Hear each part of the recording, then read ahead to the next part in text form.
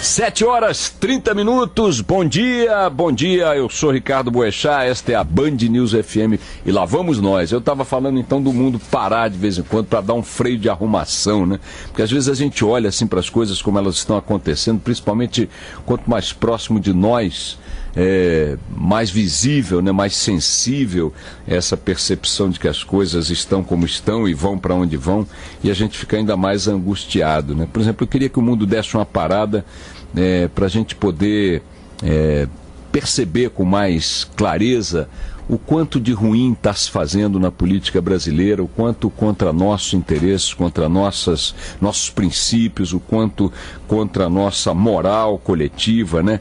Nesse movimento que a Câmara e o Senado começaram a fazer com a eleição de Renan Calheiros, concluirão fazendo hoje com a eleição de Luiz Henrique Alves para a presidência da Câmara. Calheiros está no Senado. Ele com um misto de perplexidade e com uma certa dor na barriga, a notícia de que o Sarney chorou ao se despedir do 4º mandato como presidente do Senado. Ele fez um balanço dos 58 anos de mandato legislativo que ele tem, disse que medidas que adotou para modernizar o Senado, que encontrou com atraso do século XIX e deixa como casa pioneira em transparência. Isso saindo da boca do Sarney, referindo-se ao Senado Nacional, precisa pressupor na cabeça dele e de quem entra nessa, de que toda a população brasileira que tem do Senado e do Congresso Nacional a imagem que tem justificadamente é composta por idiotas. Que a gente ignora que a transparência no Senado é zero, que o que eles fazem ali a portas fechadas é um absurdo, é uma loucura, é inominável, inconcebível. E o que fazem a portas abertas, às vezes, também. O que tem de nepotismo, o que tem de picaretagem, o que tem de sonegação de direitos à população, o que tem de acúmulo de privilégios.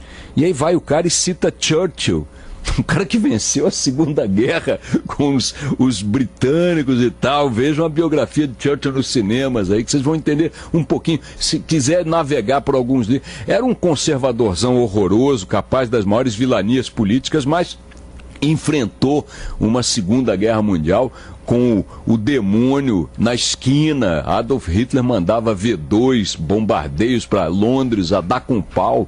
Os ingleses, os britânicos começaram a guerra com uma derrota impressionante em Dunkerque e tal, e foi nesse ambiente, durante 5 anos praticamente, que Churchill construiu a sua imagem, seu mito, né? Não apenas isso, ele já era um político inglês desde a Primeira Guerra Mundial e perdurou na política durante muitos anos depois da vitória sobre Hitler. Citou Abraham Lincoln, que liderou a consolidação, a construção da democracia americana com o fim da escravidão nos Estados Unidos, enfrentando uma guerra civil assustadora.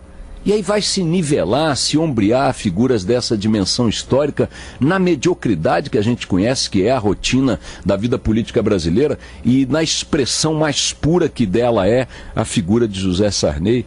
E esse cara chora, e coisa, deixei o Senado transparente, deixei o Senado moderno, Imagina, um cara que presidiu o Senado 4 vezes, o Senado é o que ele quis que fosse. E fora aqueles do seu grupo político, como Renan Calheiros, que agora presidirão, ou presidirá. Então, eu não queria ficar me concentrando na figura de Renan, nem na de Sarney, de quem já falei muito, mas acho que temos que colocar nessa galeria um personagem que está ainda imaculado no quesito moral e que parece que, em certos momentos, também torce para que a gente se conduza e enxergue as coisas como idiotas, né? Que é a Dilma Rousseff. Ora, mas o que a Dilma tem com isso? Tem o fato de não ter usado sua força, seu prestígio, sua liderança, nem mesmo dentro do seu partido, hoje mais um antro do que propriamente uma agremiação política que lembre o seu passado, para pelo menos oferecer uma alternativa ao domínio do Congresso Nacional pela quadrilha instalada no PMDB. A presidente Dilma podia e deveria ter sinalizado de forma mais clara que ela tem um conjunto de valores morais, né, e o senhor Renan Calheiros e Luiz Eduardo Cunha, não conhece? José Eduardo Alves, Henrique Alves, Manuel Joaquim Alves, tem outra. Falei do Cunha porque vou falar dele em seguida. Ao contrário, a Dilma não só se omitiu, como liberou a cachorrada do PT, porque tem a ala mais do que podre naquele partido, para articular, consolidar, né, ampliar ainda a vitória de ambos na Câmara e no Senado. E com isso se nivela no plano moral, pelo menos neste quesito, a alguém que não pode responder com um ar de indignação quando lhe perguntarem: presidente, o que a diferencia moralmente de Renan Calheiros e de Luiz Henrique Alves? Presidente, o que... Henrique Eduardo Alves. Eu sei lá, o nome desse cara é o Alves. O Alves, mais um Alves da política no Rio Grande do Norte, dando as cartas aí. O pai dele também foi outro. Então, enfim, o fato objetivo é que a gente acaba vendo que todos são a mesma coisa, todos rezam pela mesma cartilha, ainda que metam a mão menos profundamente na cumbuca de nossos interesses, ou até que não metam, como é o caso da Dilma Rousseff, mas convive com quem mete, estimula a vitória de quem mete, apoia a vitória de quem mete, e a vida segue sem que o mundo dê aquela freada para, quem sabe, nos dar uma folga, nos dar uma esperança, nos dar uma alternativa. É muito triste todo esse cenário que a gente está acompanhando no Congresso Nacional.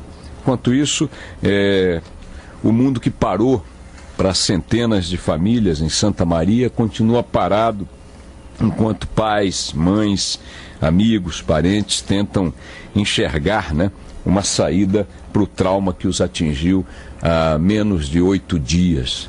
A missa coletiva de 7º dia foi rezada na cidade, em frente, na catedral, enfim, na igreja da cidade. Houve muitas manifestações ali, no sábado mesmo, em frente à boate.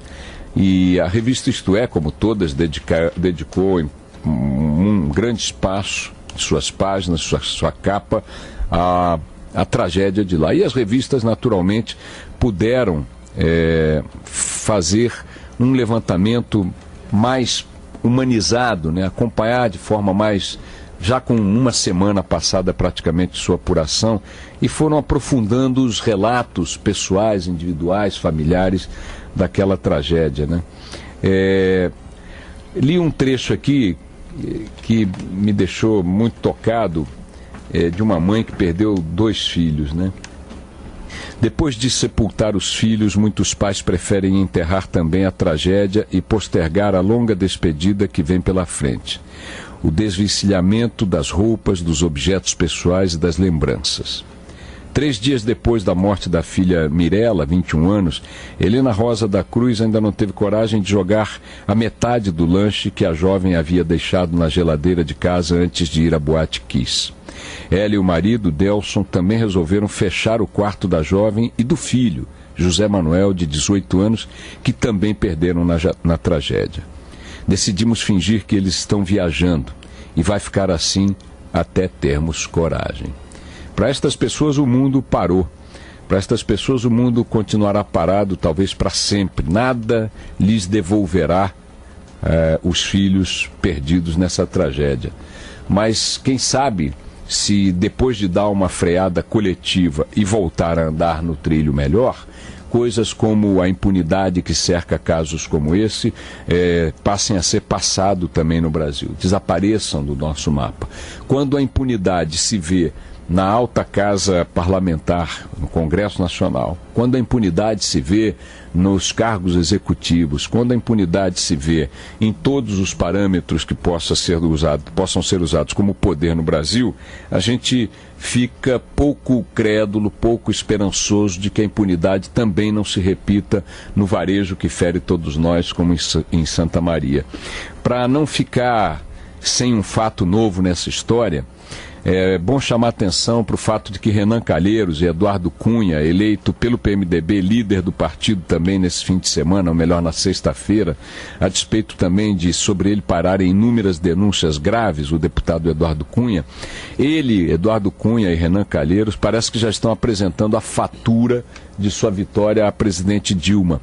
Eles estão querendo tirar da presidência de Furnas o técnico Flávio Decá, que foi colocado pela própria Dilma ali em fevereiro de 2011 para emplacar no cargo um protegido do deputado ou senador, pouco importa, Odair Cunha, do PT, que faz parte do grupão lá no Congresso, e botar na presidência de Furnas um dos 5 diretores atuais, que é o único diretor de Furnas que não é técnico, é político, de Minas Gerais, Luiz Fernando Paroli. Esse Luiz Fernando Paroli é do grupo do Odair Cunha, que por sua vez é do grupo de Eduardo Cunha e de Renan Calheiros, e há um movimento de ambos já bastante hostil para tirar da presidência de Furnas e do comando de seu gigantesco orçamento o técnico Flávio Decá.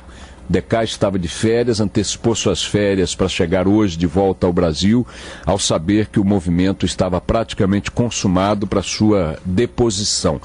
É a primeira cerejinha que a turma, o bando do PMDB vai botar na mesa de Dilma, que como não quis se diferenciar moralmente no início dessa história, talvez não tenha condições de fazê-lo no decorrer da brincadeira.